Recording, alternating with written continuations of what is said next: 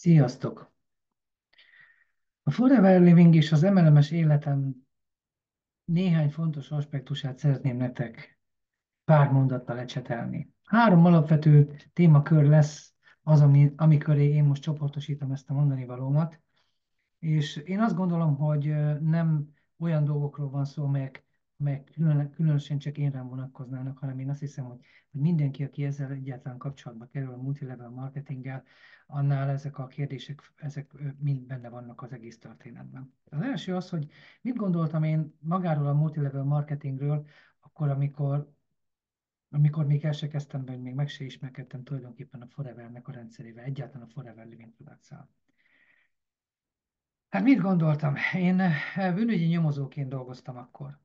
És amikor én először találkoztam ezzel a szóval, hogy multilevel marketing, akkor egy nyomozás kapcsán volt, mert éppen azok, akik ellen a büntető eljárást folytattuk, arra hivatkoztak, hogy azt akarták bemagyarázni nekünk, hogy ők multilevel marketinggel foglalkoznak, és akkor kénytelen voltam nyilvánvalóan utána nézni ennek, hogy valójában ez mit is jelent ez a multilevel marketing.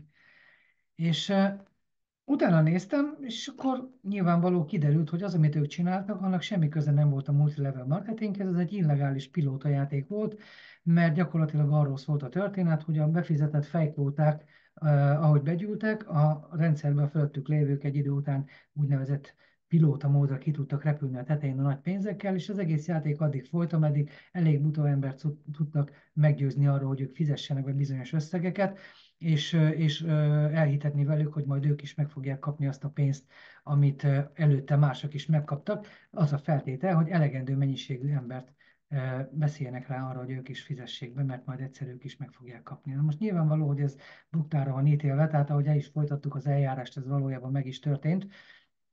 Ez volt az első, amikor én a multilevel marketing világával elkezdtem megismerkedni.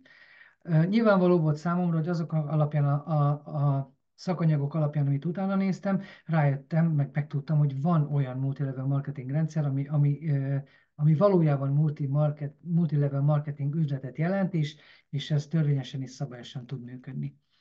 A következő alkalom az volt, amikor egy barátom fölhívott telefonon, és azt mondta, hogy lesz náluk egy bemutató, és meghív bennünket, engemet és a feleségemet. Menjünk már el, hogy elég sokan legyünk a lakásokon ezen a bemutatón. Hát én megmondom őszintén, én igazából nem nagyon értettem, hogy ebben mi a ráció, hogy most azért menjek el, hogy én tömeget képezzek, de azt is hozzátette, hogy aztán amikor vége lesz, akkor utána van jó kis behűtött sör, meg ez a szamaz, és akkor majd eldumálunk, mint ahogy egyébként máskor is voltunk már így nálunk vendégségben. Hát elmentünk. Isten igazából, megmondom, mi maradt meg bennem az egészből. Az maradt meg bennem, hogy jött egy pasi, fogott egy táblát, egy flipchart táblát, fogott filztollat, elkezdett ábrákat, karikákat rajzolni, és pénzekről beszélt, de Isten igazából se a termékekre nem emlékeztem, se maga a rendszer annyira nem kötött el a figyelmemet, mert, mert engem azért hívtak, hogy legyek ott, aztán utána majd megiszunk egy pár sört. És ez így is történt. Ez az ember összepakolt, elment, adott ott valami információs anyagokat, de én abból nem is hoztam el semmit, mert én nem azért mentem. Tehát én ott voltam, teljesítettem a feladatomat, hogy elegen legyenek, hogy velem együtt többen legyenek azon a bemutatón, és annyi megmaradt bennem, hogy igen, lelkes volt az a pasi, nagyon energikusan magyarázott, de én már a sörre gondoltam, úgyhogy mikor elment mindenki, akkor leültünk, és akkor nem is beszéltünk egy szót se erről az egészről. Tehát, amit ma azóta tudok, hogy ott rögtön lehetett volna akár hátétézni is, hogy mit szólok hozzá, de egyáltalán nem került szóba ez az egész történet. Majd évekkel később itt Budapesten egy benzinkútnál találkoztam az illető sráccal, beszélgettünk, kérdezte, hogy mi van velem, meg stb.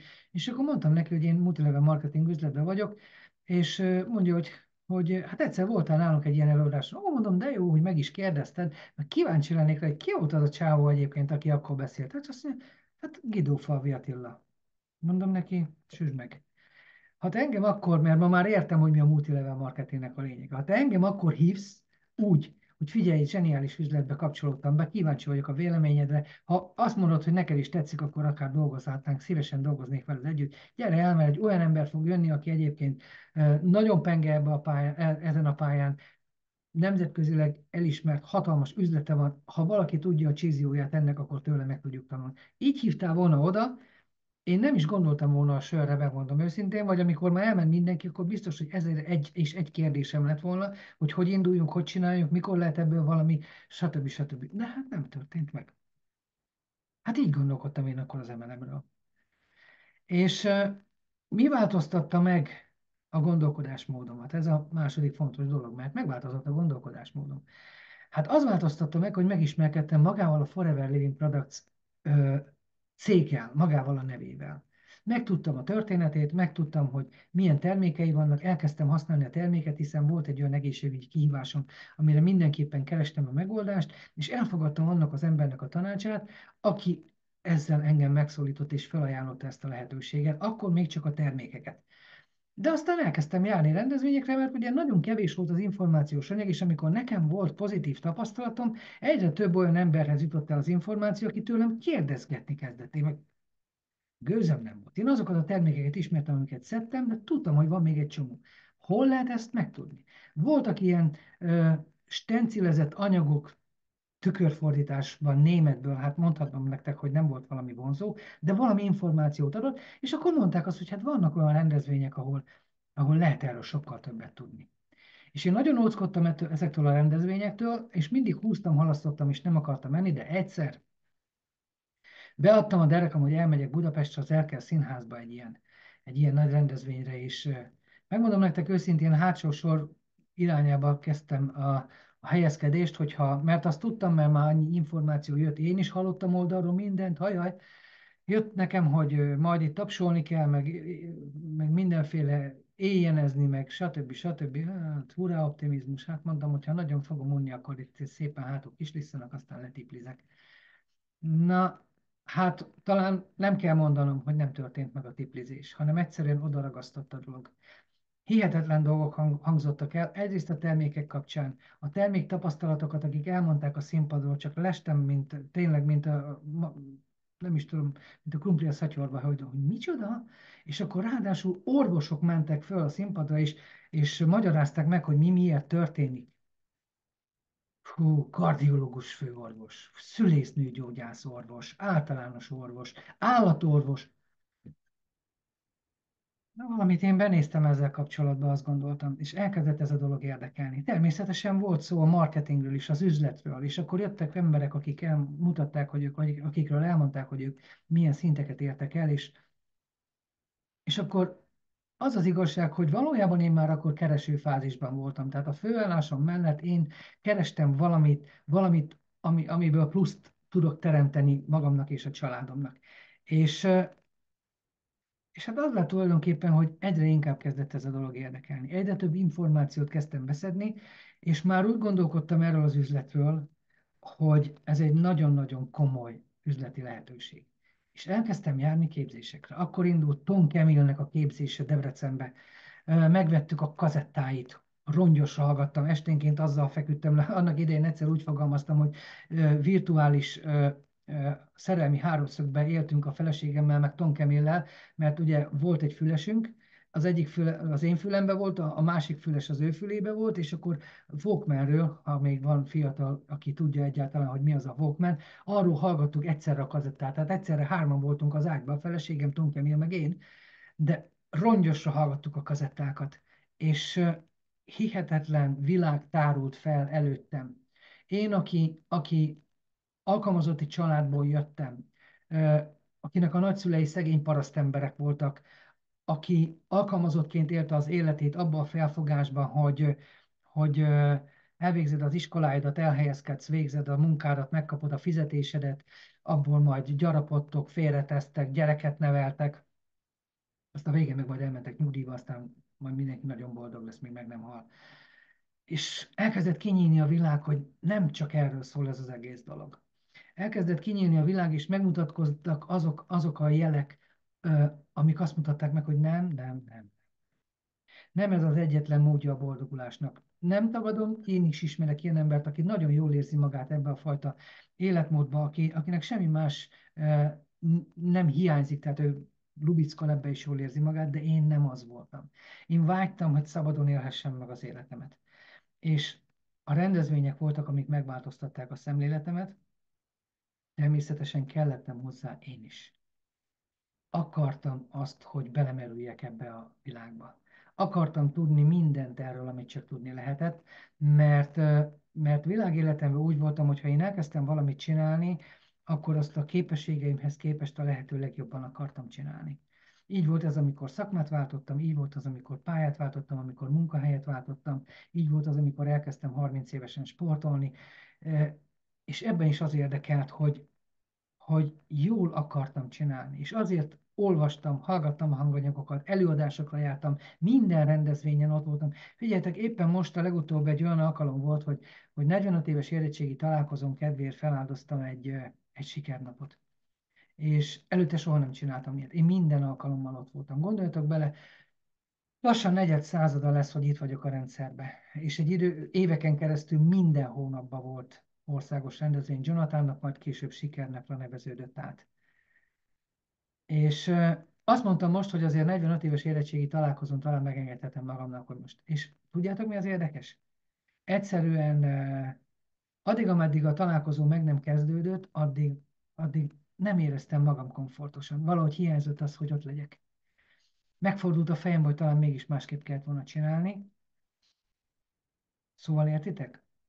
Annyira megváltozott a szemléletem a multilevel marketinggel és a Forevernek köszönhetően a rendezvényeiknek, és annak a rengeteg élménynek, amit aztán az évek során ettől az üzlettől én kaptam, hogy lelkiismert fordulásom volt, hogy ott kellett volna lenni. És magammal szemben volt lelkiismert fordulásom, nem a szponzorommal szemben, nem a vezetőimmel, lehetett a munkatársaimmal kapcsolatban, de alapvetően magammal szemben, hogy nem tettem meg azt, amit egyébként én mindig megszoktam. Tehát így változott meg.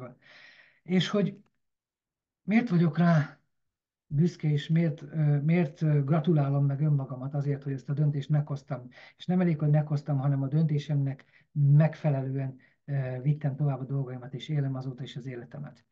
Mert olyan életmódot, olyan szabadságfokot adott meg, és olyan örömöket, a munkából adódó örömöket, nyilván összefüggve azzal, hogy a munka hozta az eredményeit is. Illetve azt, amikor láttam, hogy a csapatomban nőnek fel az emberek, és érik el az eredményeket, és óriási öröm volt számomra a színpad előtt állni, és tapsolni, és gratulálni nekik, amikor egy-egy szintet léptek. Mert azt megelőzően sehol máshol, semmilyen munkahelyen, semmilyen munkakörben, pedig egy pár helyen dolgoztam, ezzel nem találkoztam. Még véletlenül sem. Az őszinte gratulációkkal, az őszinte és irítségtől mentes elismerésekkel, amikkel itt találkoztam, és arról, hogy itt nincs simlizés a kifizetésekkel. Egyértelmű szabályok vannak, és ha azokat a szabályokat, azokat a feltételeket az ember teljesíti, akkor mindazt, ami a munkájáért jár ebbe a rendszerbe, azt kifizeti a cég. Késedelem nélkül kifizeti. Késedelem nélkül. Korrekt, megbízható, tisztességes. És gyakorlatilag az egész világot behálózza, hiszen több mint 160 országban működőképesen ott van ez a rendszer. Nemzetközi üzletet lehet építeni itthonról.